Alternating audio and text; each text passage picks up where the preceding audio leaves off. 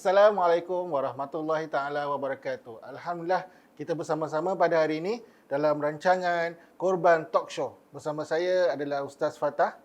Apa khabar Ustaz? Alhamdulillah baik. Sihat? Abang apa khabar abang? Baik, Alhamdulillah. Lupa nak kenalkan diri. Nama saya Hilmi. Apa khabar? Okey, hari ini kita akan berkongsikan tentang orang banyak bertanya tentang ibadah korban. Saya pun dapat WhatsApp korban ni apa dan macam-macam soalan. Jadi kita kompilkan soalan-soalan tu menjadikan satu talk show. Mudah-mudahan Ustaz dapat menjawablah soalan-soalan cupu mas daripada masyarakat semua ni. InsyaAllah. InsyaAllah. Okey Ustaz, tanpa kita meninggalkan masa lagi, mari kita pergi ke soalan yang pertama. Macam soalan ni. Okey Ustaz, apa tu sebenarnya korban? Apa tu sebenarnya korban Ustaz? Apa demi cerita di sebalik ibadah korban tu sendiri? Okey. Terima kasih atas soalannya Abang Ilmi. Bismillahirrahmanirrahim. Alhamdulillahirabbil alamin. Allahumma salli wa sallim ala sayyidina Muhammadin wa ala alihi wa sahbihi ajma'in. Okey Abang Hilmi, sebelum saya nak masuk kepada ceritanya korban dulu kan. Mari kita sama-sama kita hayati apa maksud korban. Apa tu korban? Apa perkataan korban dalam bahasa Melayu? Kalau kita cakap korban apa tu? Korban tu biasa nampak kat surat khabar macam korban maut orang meninggal kena aksiden. Betul. Yalah, saya tahu sedih. Cerita sedih. 10 nyawa telah 10 nyawa terkorban terkorban. macam gitu Itu kan. yang kita biasa nampak lah. Itu yang kita Biasa biasa nampak. nampak kan. Tapi dalam bahasa Arab kan perkataan korban ni QURBAN qaf ra ba alif dengan nun ni kurban ini maksudnya dia datang daripada kata dasar qaraba. Okey, maksud qaraba ini adalah dekat. Macam nak tahu dekat? Dekat ni macam gini saya lagi nak dekat. Social distancing Ustaz. Okey, Okey. faham. Tapi itu tadi tu apa yang saya tengah lakukan tu saya takut nak juga. mendekatinya. Tu korban. Dekat. Tapi apakah yang kita nak dekat Okey. bila kita melakukan korban? Kita adalah satu ibadah yang kita mengharapkan mendapat mendekati dengan ibadah tu dengan Allah Subhanahu Wa Taala. Mendekatkan diri dengan Allah. Mendekatkan diri dengan Allah Subhanahu Wa Taala. Itulah erti korban. Qaraba Qaraba daripada qaraba. Bukan corona. Corona lain Ustaz. Corona lain lagi. Lain. Tapi itulah sedikit sebanyak tentang segi bahasanya Dari segi korban bahasa. apa. Okey, mari kita masuk ke dalam ceritanya korban. Korban ini adalah satu act. Is one of the action of bukan Prophet Muhammad sallallahu alaihi wasallam sahaja, tetapi kan bapa kita lagi sebelum Nabi Muhammad sallallahu alaihi wasallam dia adalah satu perbuatannya Nabi Ibrahim alaihissalam, di mana Nabi Ibrahim alaihissalam mendapat mimpi Ustaz. Mimpi apa Ustaz? Mimpi di mana di dalam mimpinya kan dia terlihat dia menyembelih Nabi Ismail alaihissalam. Okey. Okey, di dalam mimpi itu dia melihat Nabi Ibrahim alaihissalam melihat dia menyembelih anaknya sendiri Nabi Ismail alaihissalam. Sembelih. Sembelih Ustaz. Okey. Bukan sembelih, Sembelih. sembelih betul, sembelih Nabi Ismail alaihissalam. So bila Nabi Ibrahim alaihissalam melihat dalam mimpinya sebegitu, dia tahu bahawa mimpinya seorang nabi itu adalah satu yang benar. Dia harus lakukan. Jadi dia pergi kepada anaknya, pergi ada anak dia Nabi Ismail alaihissalam, dia mengatakan kepada Nabi Ismail alaihissalam, "Wahai anakku yang aku sayangi, aku telah terjadi kepada aku macam gini. Tengoklah apa yang pendapat kau." Lalu anaknya mengatakan apa? "Ya bapa, wahai bapa aku yang tersayang," dia kata, "kalau macam gitu yang kau mimpi, maka macam gitulah yang kau lakukan. Lakukan macam gitu ya." Tu kalau zaman sekarang kita cakap gitu kat anak kita macam mana Ustaz? Dia stay je. Apa hal? Kalau Ustaz actually Abang Bahilmi actually kalau dapat dia punya semangat or dia punya keberanian to actually want to say that to your son also, Yes, I don't think Tak boleh pun nak tanya pun kan. nak tanya macam gitu pun is a bit difficult because kita masih cinta kan pada dunia kita. Betul. Masih cinta kan pada anak kita sih. Nah, Macam mana kita nak sacrifice our son, our boleh. daughter? Macam mana kita that's our harta. That's our nikmat dekat dunia ni. Macam anak kita. So bila datangnya bila Nabi Ismail alaihissalam mengatakan silakan lakukannya. Oh. Lakukannya. Heavy, Maka heavy. Nabi Ibrahim alaihissalam pun terlihat sedih. Melihat sedih, tapi dalam masa yang sama harus melakukannya. Ini adalah satu perintah Allah Subhanahu Wa Taala. Mendahulukan perintahnya Allah Subhanahu Wa Taala sebelum kehendaknya sendiri. Oh. Dia punya cenderung dia kepada duniawi, dia cinta pada duniawi, semua dia tolak kepada belakang. Ini dahulukan perintahnya Allah SWT. Jadi bila terjadinya, macam nak demonstrate lah Ustaz. Sila. Tapi Ustaz kena baring. Boleh betul. Jangan. Dia baring tu tak nampak kamera. Oh, okey. So jadi jadi kita continue tak payah Ustaz baring. Kita contoh. Jadi bila Nabi Ibrahim alaihissalam mengambil satu pisau. Okey, pisau. Meletakkan kepada lehernya anaknya, tetapi pisau tu tak memakan. Pisau tak makan. Jadi tumpul Ustaz. Lalu Nabi Ibrahim alaihissalam Tapi pisau tu memang tajam lah. tajam Ustaz, dah diasah. Okey. Dah diasah. Jadi kan memang dia punya tujuan is satu kali sembelih dah habis. Tak nak menyakiti orang kan. Betul. Pisau kena tajam dulu. So tapi dalam masa yang sama turunnya ayat Quran mengatakan kau telah melakukan apa yang kau mimpi. Oh. Telah kau melakukan apa yang kau mimpi. Lalu Nabi Ibrahim alaihissalam ternampaknya satu seekor kambing. Dalam ceritanya ternampak seekor kambing sebelah kanan. Dengan pisau tersebut Ustaz yang diambil untuk menyembelih Nabi Ismail alaihissalam, dengan sama pisau yang sama tu dia menyembelih kambing tu masuk Ustaz. Boleh potong? Boleh potong Ustaz. Oh. Bererti itu kan daripada kekuasaannya Allah Subhanahu Wa Taala. Dengan izin Allah. Dengan izin Allah Subhanahu Wa Taala. Jadinya cerita itu jadinya kita sampai ke hari ini kita celebrate the act of Nabi Ibrahim alaihissalam menyembelih Nabi Ismail alaihissalam. Sampai sekarang. Sampai ke hari Sampai ini. sekarang. Kalau kita nak mencedok hikmah ni Ustaz apa di sebalik the whole story that we just talk about is kita mendahulukan the love of Allah Subhanahu Wa Taala sebelum any other love. Any other love. Sampai Nabi Ibrahim alaihissalam diuji dengan meletakkan anaknya di garisan. Kita tak boleh. Tak boleh. Tak boleh. Subhanallah. Dalam masa yang sama kita mendekatkan diri kita dengan melakukan ibadah kurban ini, kita juga dapat memberikan fakir dan miskin, memberi makan kepada mereka dengan daging kurban yang kita lakukan. Betul. Alhamdulillah. Dengan masa yang sama juga kita dapat menunjukkan kepada kita punya community baik locally atau baik globally that kita ada this principle of one ummah. Kita ada this principle of one ummah di mana syiarnya Allah Subhanahu Wa Taala is being raised, dinaikkan syiarnya Allah Subhanahu Wa Taala pada hari ini. Semua orang melakukan udhiyah, melakukan kurban kerana satu tujuan, mendekatkan diri mereka kepada Allah Subhanahu Wa Taala. Udhiyah apa Ustaz? Udhiyah tadi mungkin Ustaz belum terangkan tadi. Udhiyah adalah perbuatannya lah. Udhiyah. Daripada bila kita cakap asal udhiyah dengan kurban, dia seerti seiras. Idul Adha. Idul Adha. There's a reason kenapa diorang gunakan Idul Adha tu sendiri sebagai udhiyah.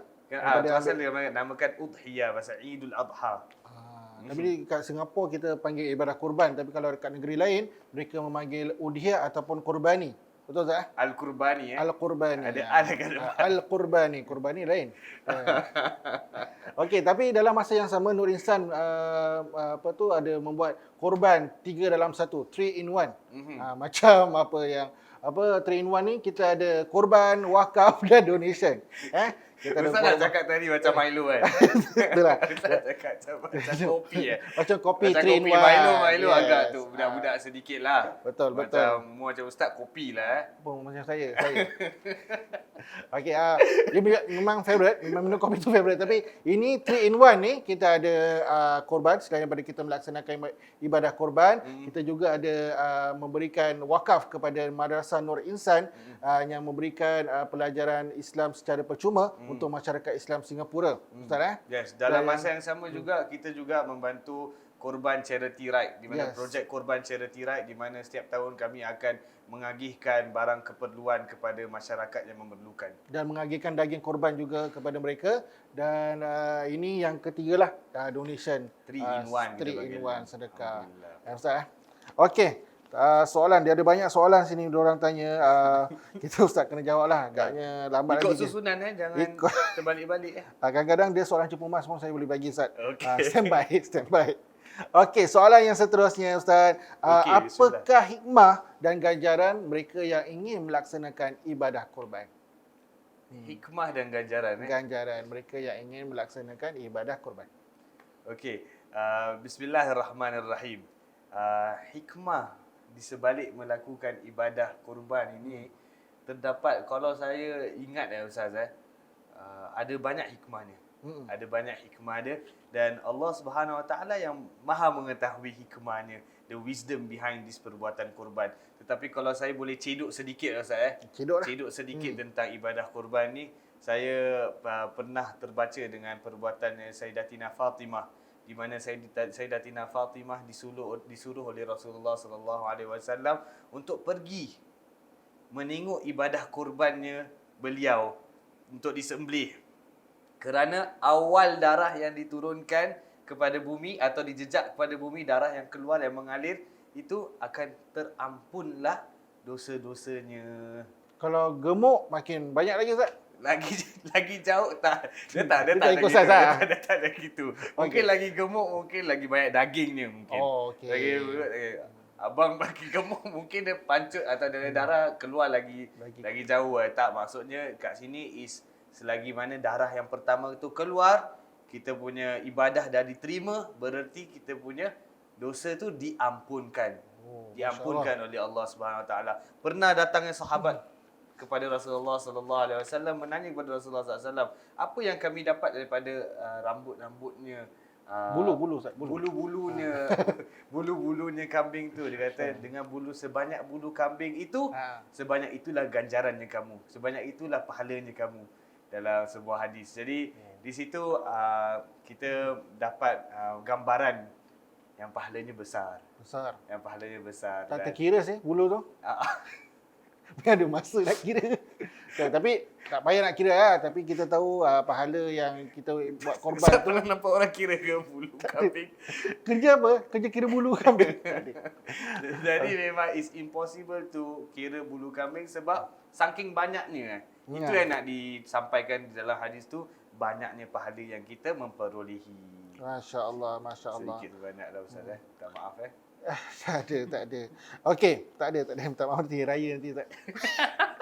Okey, seterusnya. Okey, soalan seterusnya kita nak, banyak orang tanya, diorang nak laksanakan ibadah kurban kat luar negara, tapi pernah tanya juga, mana satu lebih baik? Kat luar negeri ke dalam negeri lagi baik? Pasal dalam negeri selalu sold out. Kalau waktu-waktu sebelum virus ni lah kan. Tapi bila nak buat je dah sold out dah, tak sempat-sempat dah kan. Tapi kalau dia nak buat kat luar negeri, mana yang lebih baik sebenarnya? Okey, bismillahirrahmanirrahim. Kalau orang tu dapat melakukan di dalam negara, kan dapat memberi manfaat kepada orang di dalam negara, dia kata alhamdulillah, silakan. Ahsan. Lebih baik dalam negara. Seperti kita kiaskan dalam bentuk zakat Kalau kita nak memberi zakat, berilah zakat di dalam negara dahulu. Sekiranya orang tu dah tak boleh, dah tak dapat mencari ke-8 asnaf atau ke-7 asnaf penerima zakat tu, baru kita cari di luar. Tapi kita mendahulukan, kita mengutamakan di dalam negara dulu.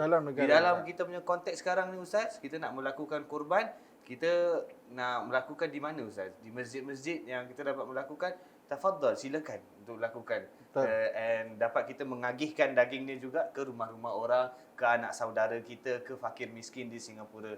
Dalam masa yang sama, kita ada peluang juga Ustaz untuk melakukan ibadah kurban di luar negara, dan hukumnya juga adalah dibolehkan. Okey, dibolehkan juga melakukan ibadah kurban di luar negara. Seperti I think our late grandmother or kita the older generations Ustaz. Dulu bila diorang pergi korban, diorang pergi haji selalunya orang akan kirim kepada mereka, nanti buatkan ibadah kurban untuk aku dekat Mekah. Kirim. Diorang akan kirimkan. Nanti bila kau nak the second day or first day of Hari Raya, buatkan ibadah kurban untuk aku dekat Mekah. Dari situ datangnya hukumnya, kalau di Nusantara mengirim orang di Mekah untuk melakukan ibadah kurban. Dibolehkan Ustaz. Dari kita meraihkan peluang yang ada untuk kita bukan hanya memberi dapat melakukan ibadah kurban, tapi kita dapat memberi daging-daging kurban tu Ustaz kepada mereka yang amat memerlukannya Ustaz. Dekat luar negara lah. Dekat luar negara Ustaz. Mereka yang hanya dapat membawa daging kambing 1 tahun sekali mungkin Ustaz. Tak jumpa pun. Diorang kadang-kadang tak dapat rasa. Mungkin waktu tu je dah diorang dapat rasa. Kita pula hari-hari Big Mac.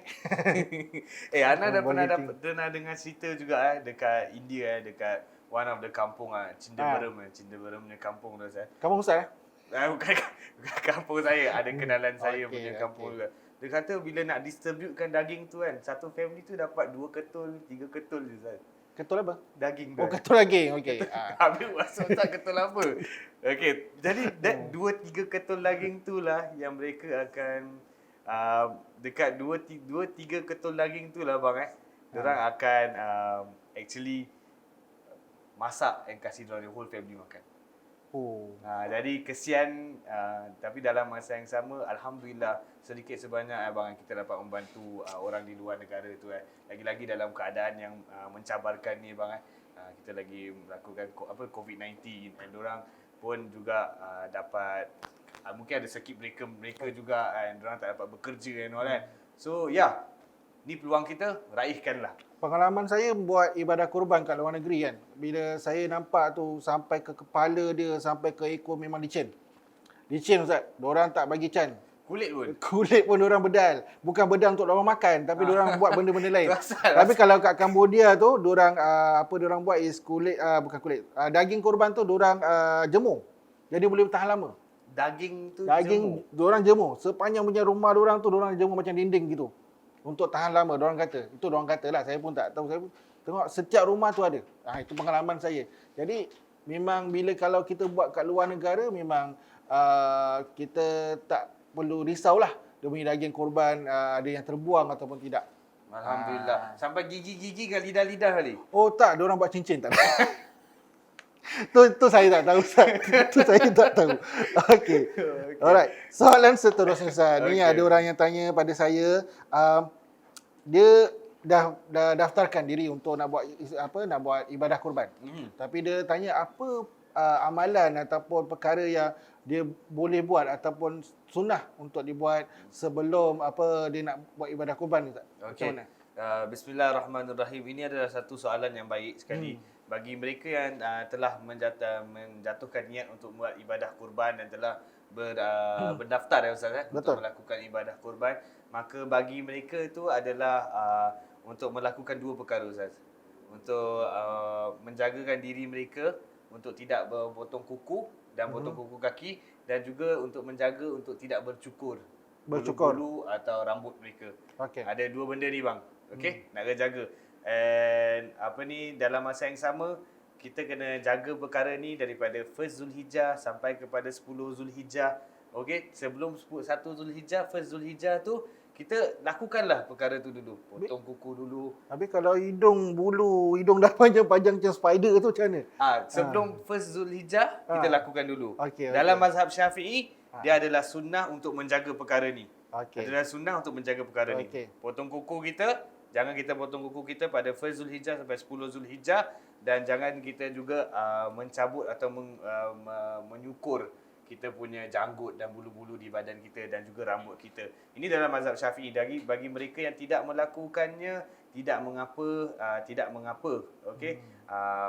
Jangan sampai tapi kita raihkanlah sunnah yang kita boleh lakukan. Hukumnya sunnah lah saja. Hukumnya sunnah. Pernah ada orang call, Ustaz, anak saya besok nak sekolah. Contoh saya pun besok lepas hari raya, sebelum hari raya haji tu 10 hari tu. Jadi dia kata anak saya nak sekolah, tapi ustaz kata tak boleh ada satu orang ustaz kata tak boleh potong rambut. Tapi anak saya rambut dah tutup mata dah. Macam mana ni ustaz? Jadi saya jawablah ada ustaz tu, itu adalah perkara yang sunnah. Itu adalah satu perkara yang sunnah bang. Betul bang. You say it is a sunnah, so it is an act. When you come across a situation where it's darurat for you to actually macam sekolah kita kena berambut yang rapi. Yes. Okay, jadi kita kena rapikan. Kalau kita juga kena pergi ke macam kita bila kita pergi NS or kita serve the army our kuku must always be actually clean. And all these are something that is darurat, lakukannya.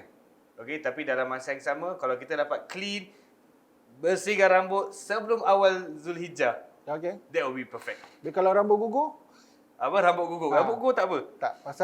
Pasal apa? Rambut gugur tu natural. Tu natural. Dia Tersedak. pasal Rambut gugur Ustaz. Kita kena faham faktor umur kan Ustaz. Jadi takutlah mungkin ada orang, rambut gugur. Aku nak buat ibadah kurban ni, macam mana ni? Jadi tak ada masalah Tak ada bila kalau masalah rambut bagi gugur. siapa yang rambut gugur. Okey. Alhamdulillah. Tapi macam tadi kita mungkin orang tertanya Ustaz. Ni tadi ni soalan cepu mas memang tak ada dalam rehearsal tadi. Okey. Dia Tak ada biasa saya jalan dulu lah. tak ada duduk. Dah nama ni Ustaz kena jawab soalan-soalan ni. Orang tanya, kita jawab Okey. Bukan maaf kita, Ustaz yang jawab. Okey, orang tanya Okey, Abang Hilmi. apa sebenarnya hukum dia? Apa sebenarnya hukum dia yang ibadah kurban? Pasal ibadah kurban ni dia ada orang kata wajib, ada orang kata sunnah. Okey, selamat. Apa ni? Okey. Apa ni? Okey, terima kasih Ustaz bagi soalan tersebut. I think hukum bagi ibadah kurban itu adalah jelas. Hukum dia adalah sunnah muakkadah. Muakkadah. Okey, sunnah yang sangat digalakkan. Muakkadah.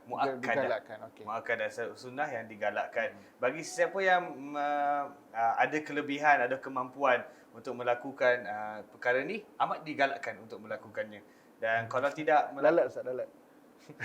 biarlah. Sorry. Kan, Okey, terus. Jadi tetapi Ustaz, ada seketika sunnah muakkadah ni boleh terjadi, boleh dimasukkan di dalam golongan yang hukum yang wajib.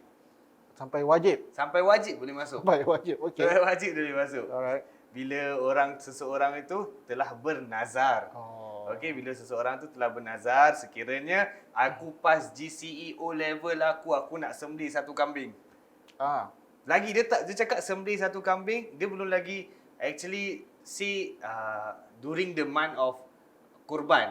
Dia tak Tapi kisah. kalau dia actually cakap sembelih satu kambing masih umum lagi. Bila-bila masa boleh sembelih satu kambing. Betul. Betul. Tapi kalau dia kata sembelih satu kambing pada hari raya haji. Jadi Pada hari raya haji juga. pada hari raya haji lah dia kena sembelih satu kambing kalau sekiranya GCE O level dia pas. Okey. Jadinya bila kita cakap pasal hukum dia boleh jatuh kepada sunnah, boleh juga jatuh kepada wajib. Okey, dalam masa yang sama saya nak terangkan sedikit lah Ustaz. Saya nak terangkan sedikit tentang bila orang cakap pasal korban ni Ustaz. Okey, bila orang cakap pasal korban ni Okey. Okey, Hilang fokus orang belakang kacau. Tak tahu apa entah ada orang nak. Sorry Ustaz. Apa dia bila, buat? bila orang cakap pasal korban ni Ustaz, orang juga confuse. Korban dengan akikah. Korban akikah, yes. Korban dengan akikah. Ni kena betulkan ni Ustaz. Okey, Abang Hilmi Abang Hilmi tolonglah. Saya yang menanya pula lah. Ni soalan surprise. Tapi dalam kontrak tadi Ustaz, kita okey, tak. Kita pun dengar juga ada orang yang dah umur 30 lebih, saya nak buat akikah untuk diri saya contohlah pasal mak dia yang nak buat akikah. Itu macam akikah macam tak adalah Apa kita nak mendahulukan akikah ke korban dahulu ni pun orang tanya macam mana satu-satu soalan kan. Okey, Abang Hilmi mungkin boleh jawab dengan Abang. Pasal kita tahu akikah ni adalah untuk mereka yang baru dapat anak. Jadi sebagai tanda kesyukuran mereka melaksanakan ibadah akikah ni. Betul. Tanda kesyukuran kita. Betul. Dan anak tu seawal 7 hari mereka hari dah dapat boleh melakukan akikah. Sebaiklah seawal 7 hari Di sebaiklah. mana satu lelaki kita sembelih berapa ekor abang? Kalau lelaki 2 ekor. Kalau lelaki 2 ekor ataupun 2 bahagian lembu ataupun yang perempuan anak perempuan 1 ekor ataupun 1 bahagian lembu. Betul. Jadi apa kita mendahulukan ibadah akikah atau kita mendahulukan ibadah kurban? Betul, itu soalan yang saya nak bagi tadi. Macam tahu-tahu je. Oh, kau tolak balik kan? Baik. Turn. Baik. Itu soalan saya nak tanya Ustaz tadi. Ada orang tanya ni, ada orang tanya. Mana yang lebih baik? Pasal mak dia dah cakap, mak dia tanya, aku nak buatkan kau akikah. Tapi umur 35 tahun, macam mana Ustaz? Okey, kita kena tahu di sini kalau kita, bagi pendapat saya Ustaz, kalau mereka tu ada kemampuan, kita dahulukan apa yang sunnah bagi anak tersebut dulu. Yes. Dan melakukan akikah dahulu. Okey, kita mendahulukan akikah. Tapi kita kena tahu juga bahawa perkara akikah ni, perbuatan akikah ni Ustaz kan, bukan sahaja boleh dilakukan pada Idul Adha. Ini yang satu faktor yang I feel Ustaz Abang Hilmi I feel that kita masyarakat when we talk about Idul Adha je nak datangkan masukkan dengan akikah sekali. Akikah boleh dilakukan pada bila-bila masa. saja. Jadi dalam masa yang sama, kita kalau dapat spreadkan kita punya pembahagian akikah dengan korban kita tu kepada time-time yang lain, tempat-tempat yang lain juga dapat meraih pun tak jadi masalah.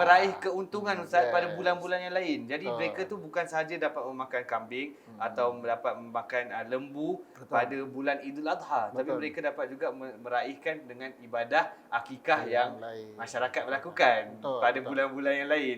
Jadi back to the question again, ibadah korban dan ibadah akikah, kita dahulukan ibadah akikah. Bagi mereka yang telah cukup umur, telah gugurlah ibadah akikah bagi mereka.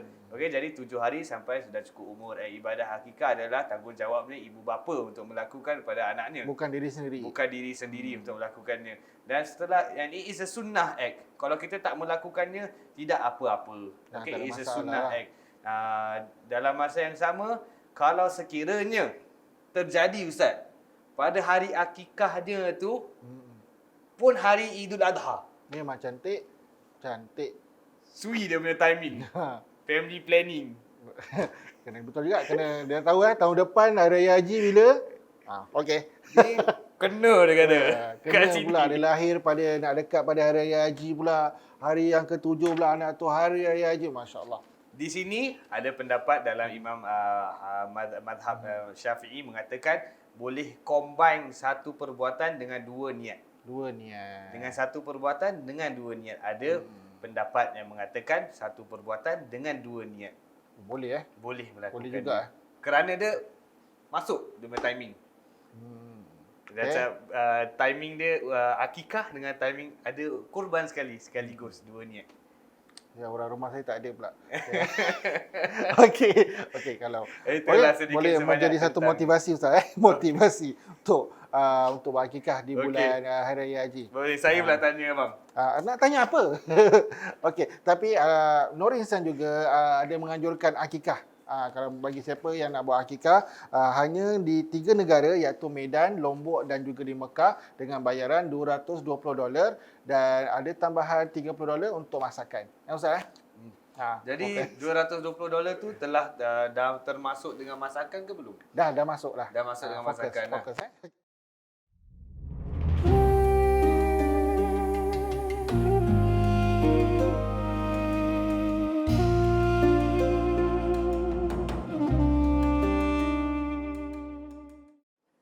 Okey, bismillah kerana kerana abang Hilmi ni kurang fokus tadi, jadi kita kena restart balik from kita part where harga pada kita punya ibadah akikah tu berapa. Director dah marah. Tak apa. Okey. Harga akikah kita buat 3 negara di Lombok, Medan dan juga di Mekah. Harganya $220 campur $30 untuk masakan. Jadi totalnya jadi $250. Sekali lagi saya nak tekankan akikah ni kita buat sepanjang tahun. Okey, tak semestinya hanya melakukan pada Idul Adha ni, tetapi boleh melakukan sepanjang tahun. Tapi tak ada masalah kalau orang nak buat akikah juga daripada Idul Adha Ustaz Betul. Nak buat pun boleh juga dia nak bersama-sama meraihkan Idul Adha ni Betul. Okey. Boleh. Seterusnya, soalan yang seterusnya Ustaz. Ada soalan lagi? Ada soalan banyak, ada dalam 870. 10 macam harga makanan je. Memang director kata kita buat berapa minit je, tapi saya dah cakap mungkin drag sampai 2-3 jam. Betul. Banyak lagi soalan kita nak tanya. Okey, ada orang nak buat kurban, tapi dia banyak kali tanya, banyak kita dengar soalan, satu kurban tu berapa nama? Saya ada cakap satu kurban tu satu nama, tapi dia kata boleh tak satu company? Macam company kau berapa ramai? Contoh, ada orang tanya begitu. Tapi Ustaz berbetulkan, mungkin ada yang mungkin kurang faham ataupun yang masih lagi nak buat satu nama, tu satu kurban kambing tu nak letak 2-3 nama. Macam mana Ustaz? Terima kasih Abang Ilmi soalannya. I think soalan tu diperlukan amat sangat di kita punya masyarakat sekarang ni. Banyak yang bertanya tentang soalan seberikut. So, berikut jawapannya adalah bagi setiap perbuatan korban tu ada syarat-syaratnya. Syarat bagi binatangnya pun ada juga Abang Ilmi. Supaya kalau kita cakap pasal kambing kambing tu tidak boleh berumur below 1 year old. Oh maaf, tadi apa binatang yang boleh kita korbankan? Adakah ayam boleh? Ayam? Kalau ayam senang sangat Ayam boleh sembelih lah. sembelih. Boleh sembelih. Ha. Tapi kita cakap pasal korban apa yang masyhur di kita punya our country Singapore is kita punya kambing and lembu and also unta dia. Unta, tapi kita tak buat unta Kita di tak buat Malaysia. unta lagi, Mungkin tempat lain ada buat unta lah. Ada buat unta. Tak ada masalah. Interesting je kalau dapat buat unta insya-Allah. Yes. Mustaqbal. Saya tak pernah nampak orang sembelih unta, tapi dengar dia sembelih tak tahu lah Okay. macam mana. InsyaAllah kita dapat one day and it's a sunnah to sembelih unta also. So ada kambing, ada lembu. Ni dua yang sangat masyhur di kita punya masyarakat sekarang ni. So kalau kita cakap pasal ini dua binatang, binatang yang berikut ini, dia ada syaratnya Ustaz. Syaratnya kalau lembu, kalau kambing tu tak boleh tak boleh less than 1 year old. Tak boleh. Tak boleh less than 1 year old. Okay. This one go a bit detail lah. Dia punya lembu tak boleh less than 2 years old. So anything must be above, that age. Kalau sekiranya ni lagi detail. Sekiranya macam you nak beli kambing apa, then after that orang yang nak jual tu kambing tu pun tak tahu ni dah berapa tahun. Dah berapa bulan ke dah berapa tahun tak tahu. Takkan nak tanya dia. Kita Maksudnya saya nak tanya. Ataupun mana ada IC ke apa kan? Okey, Abang Ilmi try cuba sikit. Agak ada kambing kat depan, try tanya dia umur dia berapa. tapi tak tahu, saya mungkin pernah dengar ada yang boleh menghitung dari segi gigi diorang. Diorang boleh tapi Allah alam bisawab. Berapa tahun dan sebagainya. Ada yang lebih mahir lah bab kambing. Saya kambing tak mahir sangat, makan mahir. Okay. Tapi dalam masa yang sama kita punya ada ulama kita yang mengatakan kita agak-agak tengok saiz dia, apa saiz dia similar to the size of the age of 1 year old or not. Okay. If it's similar, the size is similar, dan orang kata kita can aktibarkan, kita boleh golongkan ini sebagai kambing yang berumur sedemikian macam itu. Tapi dapat kiaskan dia lah. Okay, pertaining to going straight to the question, kalau kita nak sembelih kambing tu boleh berapa nama? Kalau kambing kita boleh taruh satu nama. Okay, satu nama kambing, satu nama sahaja. Satu nama sahaja. Dan kalau kita cakap pasal lembu, kita boleh taruh up to 7 names. 7 nama. Divided equally, the minimum division that you can give is 7 division. You can divide into 3, you can divide into 2. But the minimum division, the max that you can divide is 7. Okay, and the 7 not just macam divide them macam in terms of macam daging ni kita bagi 7 Tapi dapat bahagian kepala je tu bahagian saya. Bahagian ekor tu sedap juga sop ekor kan. Dia tak ikut pada bahagian, bukan bahagian anggota lah maknanya. Sahaja. Okay. Kita try to distribute that into 7 equal parts. But kita won't get macam definitely macam equal Ustaz kan. Tapi what's important is kita mengharapkan pahalanya juga selain daripada dagingnya juga. Masya-Allah. Okey Ustaz. Okey. Dan mungkin dah terjawab bagi mereka yang nak melaksanakan ibadah korban, satu korban satu nama. Untuk seekor kambing Kalau untuk lembu 7 nama. Okey. Soalan seterusnya adalah boleh ke kita buat ibadah korban ni setiap tahun? Ni orang yang memang ada kemampuan. Diorang nak buat ibadah korban macam dia boleh ayam gitu every year. Tapi dia ada kemampuan, dia nak buat ibadah korban tu setiap tahun. Macam mana tu Ustaz? Subhanallah, kalau diorang boleh dapat melakukan sunnah setiap tahun, why not tak melakukan sunnah setiap tahun sih? Kalau dapat melakukan sunnah setiap hari, memakai siwak atau memakai pakaian putih, boleh atau senyum pada orang, kita dapat melakukan satu sunnah setiap hari, itu bagus. Tapi ini adalah satu sunnah di Idul Adha. Kalau kita dapat melakukannya setiap tahun, alhamdulillah, silakan. Ada kemampuan, silakan. Dan siapa yang tak ada kemampuan untuk melakukan individually, you can mewakili your keluarga, as one keluarga, you ketua keluarga, you cakap saya nak sembelihkan untuk my household. So you wakilkan. You are providing the macam you are amanah, you are the breadwinner of the family Tapi satu nama je lah. You satu nama, your name, but ini sebagainya macam saya mewakili keluarga saya. Mewakili keluarga saya. So macam tadi syarikat tadi saya letak satu nama bos letak, Boleh. Boleh. Mewakili syarikat aku melakukan korban. Kira ada kongsi pahala lah pada mereka ni. Itu pahala tentang pahala is actually reward is di tangan Allah Subhanahu Wa Taala. Betul. Ganjarannya Bang Ilmi macam Allah Karim. Allah Betul, Karim. betul. Kita tak tahu how Allah Subhanahu Wa Taala works. Kita adakan lots of intention. Kita melakukan ibadah yang kecil tapi kerana niat kita yang banyak tu kan, kita dapat banyak pahala kita. Betul. Jadi selain daripada kita melakukan individually, Yes. kalau let's say kita tak ada kemampuan untuk melakukan individually, mewakilkan.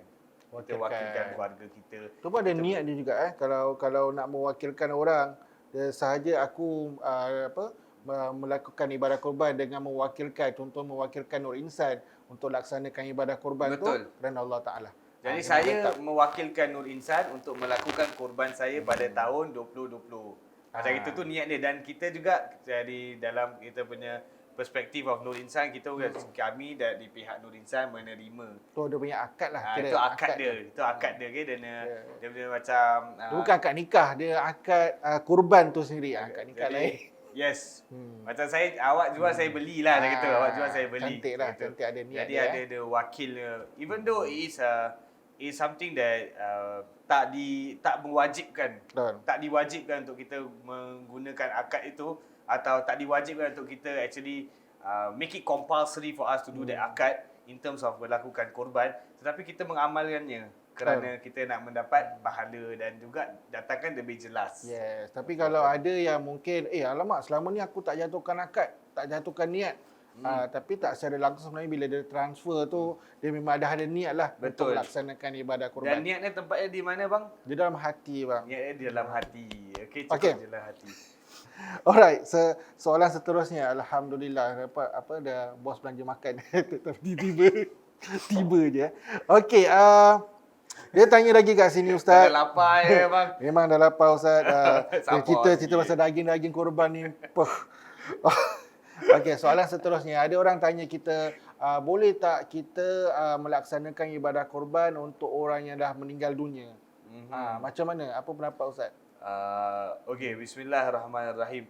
Ada sesebuah hadis yang mengatakan kalau meninggalnya Bani Adam, kalau anak Adam tu meninggal, terputuslah semua amalannya kecuali 3 perkara. 3 perkara. Okay, 3 perkara ialah salah satu daripadanya doa anak yang soleh untuk ibu bapanya. Jadi dalam kita menengok kepada hadis tersebut, kita kalau anak yang soleh melakukan ibadah korban buat ibu bapanya yang telah meninggal dunia, insya-Allah diterima oleh Allah Subhanahu Wa Taala, di mana ganjarannya juga akan diterima oleh ibu bapa mereka dan mereka dapat attain the barakah of dia punya perbuatan di hari kiamat, insya-Allah. Jadi boleh lah. Jadi kalau ada nenek yang meninggal, nenek kita ni meninggal ataupun saudara mara yang meninggal, kita nak buatkan untuk orang pun tak ada masalah. Insya-Allah InsyaAllah sampai boleh sampai, insya-Allah. Okey Ustaz. Soalan yang kita short form lah Okey. Soalan short form saya tak belum. Soalan yang terakhir ni Ustaz, ada orang Terakhir Terakhir. dulu. Makanan pun dah sampai Ustaz. Okey. Okey, soalan terakhir. Buka makan kesian lah. Tak apa. Kita boleh hold on first. Okey. Soalan seterusnya Ustaz, bagi mereka yang tak pernah buat ibadah korban ataupun dah biasa ataupun memang nak buat ibadah korban tu sendiri, apa nasihat Ustaz berikan kepada mereka yang nak buat korban ni? Okey, bismillahirrahmanirrahim. Bagi mereka yang telah menjatuhkan niat untuk buat ibadah korban, remember what I said just now, ada sunnahnya yang kita boleh lakukan supaya kita menjaga diri kita daripada untuk mengentip kuku dan juga untuk menggugurkan rambut di badan kita. Okey. Dan dalam masa yang sama, bagi mereka yang tidak melakukan sunnah, tidak melakukan ibadah korban itu, what they can do, the least they can do is they can fast on the day of Arafah. Yes, wow. Okay, on the day of Arafah is the 9th of Zulhijjah. Okay, embrace that day. Bring out yourself and feel that you are actually part of Hajj. You are in this together. Allah SWT make that day of Arafah as dua as mustajab. Everyone, millions of people will be sitting around Arafah, Ustaz, akan mendoa pada hari tu hari mustajab. Ya Ustaz. Jadi kita kalau dapat berpuasa pada hari itu, kita dapat berdoa kepada Allah, percayalah saya, doanya pada hari Arafah tu mustajab. Mustajab. Saya one of the secrets of my secrets of life one of my neighbor when I was in Jordan dia doakan saya satu je bila dekat Arafah. Dia kata, "Fatah." Dia nangis saja cakap dengan saya bila dia balik daripada haji. Kata, "I doakan your jodoh ke Arafah." Masya Allah, jodoh namanya Arafah. Dia kata, Oh tak, bukan. Sorry. jangan melakukan macam gini. Ini dah masalah. Oh tak, jodoh di Arafah. Di Arafah. Jadi Ustaz dapat jodoh kat Arafah? Tak. Saya kira doanya jodoh saya tu di Arafah. Di Arafah. Okay. Aku nak susun kata betul-betul Apa sangat kau punya ni tau. Tak adalah kan. Kita kadang-kadang orang tak faham. Nanti tersalah bawa ustaz berjumpa jodoh di Arafah. Tiba-tiba orang rumah ustaz nampak nanti. Itu tak boleh. Itu yang kita kena jaga-jaga. Okey. Okey. Di sebalik daripada kita salah satu sunnah lagi yang kita boleh melakukannya ialah kita mendirikan atau kita mengagungkan ketiga-tiga hari raya haji kita dengan bertakbir. Okey, bertakbir. Okey, jangan lupakan bertakbir, banyakkan bertakbir.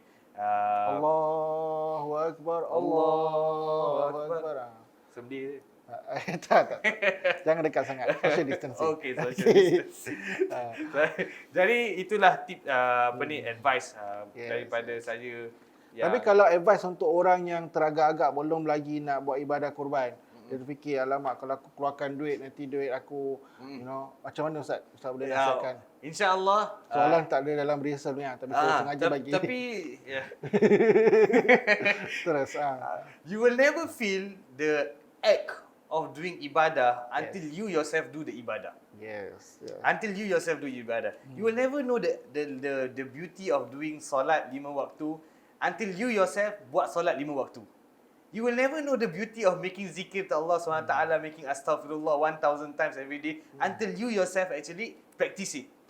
So, I advise you, insyaAllah after this circuit breaker dah habis and kita dah boleh travel to other country, if you can get a chance to do, not ibadah kurban, tapi sahaja aku nak sembelih untuk nak bersedekah kepada kampung-kampung tertentu, you yourself, go down to the market, buy a kambing, find a place, get a knife, Bismillahi Allahu Akbar, sembelih satu kali, masuk. 2 veins dia, ada 3 veins kat sini. 2 veins dia, putuskan 2 veins dengan sekali masuk. Dengan pisau yang tajam, tarik satu kali, lagi. Jangan angkat pisau. Dah tarik satu kali, 2 kali. Lepaskan. Dengan baca Bismillahi Allahu Akbar, binatang tu jadi halal and you will feel the act of Subhanallah.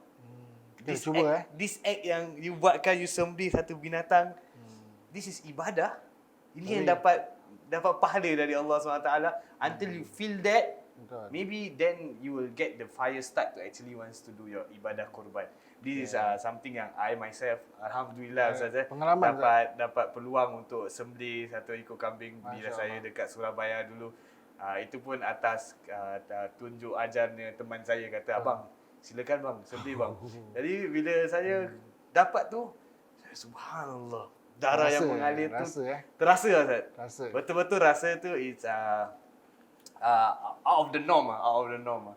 Ya, alhamdulillah. Seronok Jadi itu bagi soalan terkejut Ustaz, saya ada jawapan terkejut juga. Apa dia? Oh tu jawapan dia. Oh kan soalan. Okey. Alright, bagi mereka yang ingin melaksanakan ibadah korban bersama Nur Insan, kami mempunyai berbagai set A, set B, set C dan juga set D.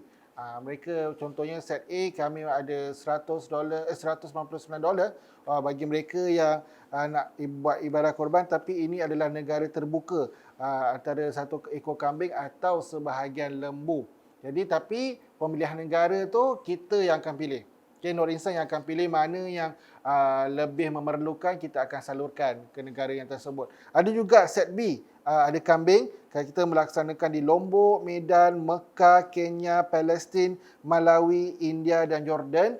Dan juga di set C lembu, kita ada Somalia, India, Afghanistan, Pakistan, bukan Somalia, Kenya, Afghanistan, Pakistan, Bangladesh, Cambodia dan juga di kampung Ustaz India, Cina Baram. Kau ada nak Bukan. kau nak selitkan. Ah, Ya, alhamdulillah. Banyak yes. tempat-tempat ni. Banyak negara yang kita boleh laksanakan. Kita akan wakilkan ibadah kurban anda di sana. Dan juga kita ada set D. Pasal bila kita yang A, B, C ni, kita buat sana orang-orang masyarakat kat sana yang dapat. Ada juga kita pun nak rasa ibadah, nak rasa daging korban tu macam mana. Tapi kita ada set D, iaitu untuk kambing penyembelihan di Australia. Okey. Set D penyembelihan di Australia dan dibawa pulang ke Singapura. Okey, saya nak tanya Abang Ilmi lah. Ini soalan terkejut jugalah. Dalam kita punya ibadah kita nak korban ni kan, kita ada 1 ekor kambing Yes. Apa semua daging tu kita boleh bawa balik ke macam mana? Soalan tu saya tak tahu sebenarnya Ustaz. Jangan nak bedi. Betul. Abang Ilmi jangan nak bedi. Betul.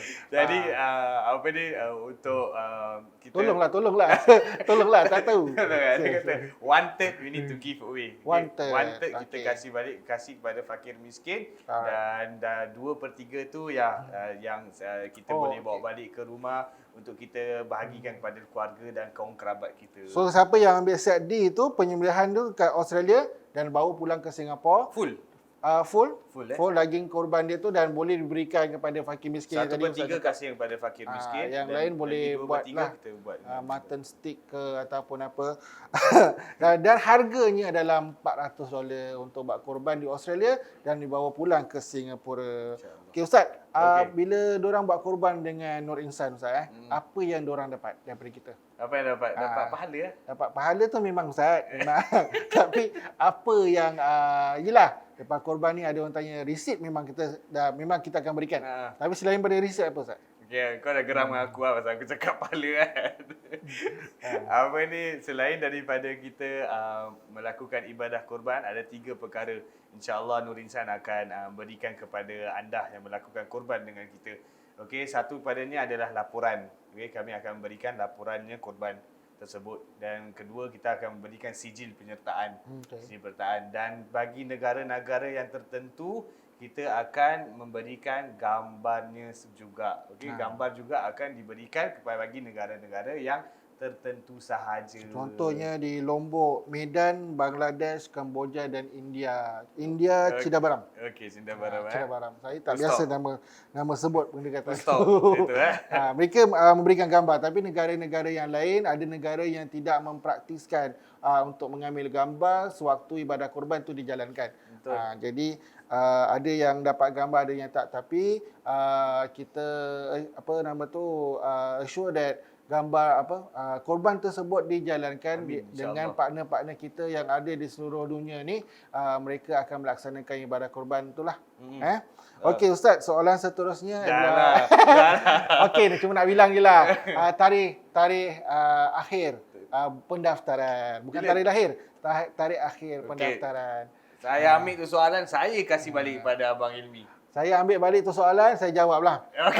Tanya jawab sendiri. Okey, tarikh akhir untuk laksanakan ibadah korban ni kita set A pada 31 Julai 2020. Maknanya pada hari raya tersebut juga, hari raya haji tu, tergerak hati nak buat ibadah korban, boleh just call kita. Call kita 69207505. 69207505. Terus call kita nak buat ibadah korban. Kalau boleh call hari terakhir tu Tapi kalau untuk set B, C dan D adalah tarikh tutup adalah 20 Julai. 20 Julai 2020. Untuk set A saja untuk 31 Julai.